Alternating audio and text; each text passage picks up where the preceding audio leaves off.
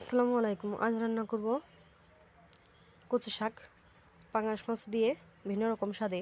শাকগুলো আমি কেটে ধুয়ে কড়াইতে উঠিয়ে নিয়েছি, আর পাশেই নিয়ে নিয়েছি কাঁচামরিচ, পেঁয়াজ, রসুনের কোয়া, 2 পিস পাঙাশ মাছ। তো এগুলো আমি শাকের সাথে কড়াইতে উঠিয়ে দিব, সাথে দিয়ে দিব পরিমাণ মতো লবণ।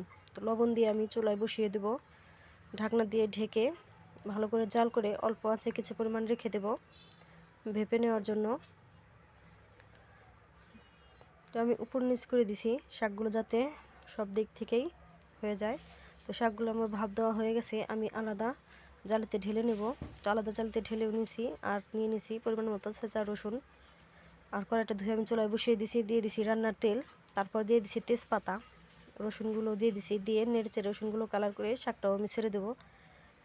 শাকটা একটু নেড়ে তারপর সাথে দিয়ে দেবো হলুদের গুঁড়া, মরিচের গুঁড়া, সজের গুঁড়া আর পরিমাণ মতো লবণ দিয়ে ভালো করে নেড়েচেড়ে নেব।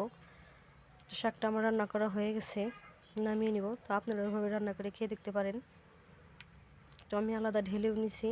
তো খোদা হাফেজ, ভালো থাকবেন।